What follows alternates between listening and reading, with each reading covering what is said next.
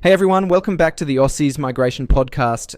If you've got your eye on migrating to Australia, or you're an employer navigating skilled migration rules, listen up.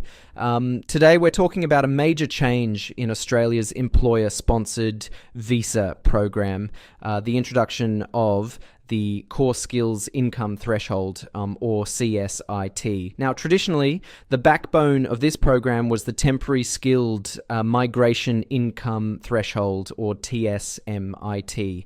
You might have heard of it.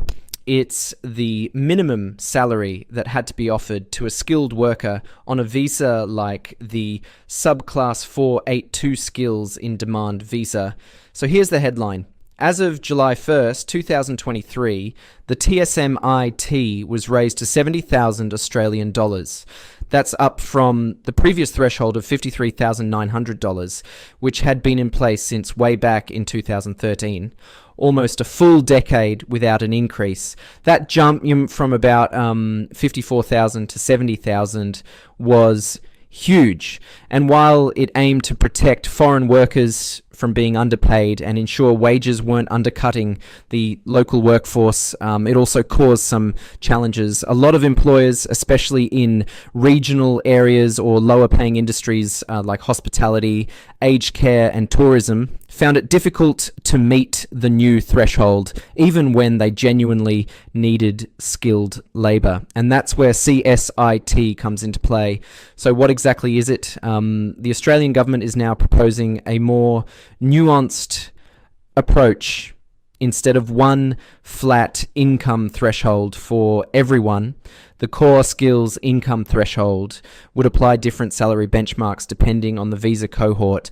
In plain English, your minimum salary could depend on factors like your visa type, your occupation, your experience level, and even whether you're working in a regional or metropolitan area. For example, a fresh graduate on a temporary graduate visa might have a different income threshold compared to a highly experienced professional applying for permanent residency through the employer nomination scheme. Now, what's the goal behind this? It's threefold. First, protect migrant workers from exploitation. Second, maintain fair wages for Australian workers. And lastly, give employers more flexibility to sponsor the workers they genuinely need, especially in industries facing skill shortages. We don't yet have the final figures on what each cohort's income threshold will look like, but consultations are underway. And here's a crucial detail. Even under the new model, employers must still meet Australian market salary rates. That means they can't just offer the minimum threshold. They have to pay the equivalent wage of an Australian worker in the same role if it's higher. Now let's talk strategy, because if you're an employer or a visa applicant, timing matters.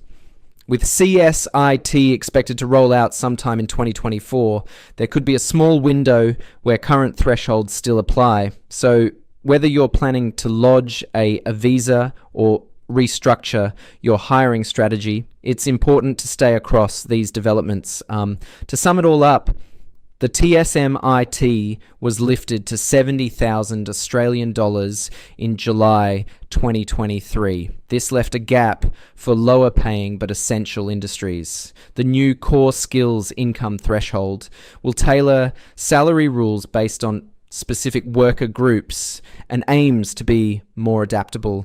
It's all part of a broader shift in Australia's migration strategy, moving towards a more targeted, skills-based approach that also supports regional growth and worker protections. All right, that wraps up today's episode. If this topic impacts you or someone you know, share it with them, and don't forget to follow the podcast for more updates. Thanks for tuning in, and I'll catch you in the next one.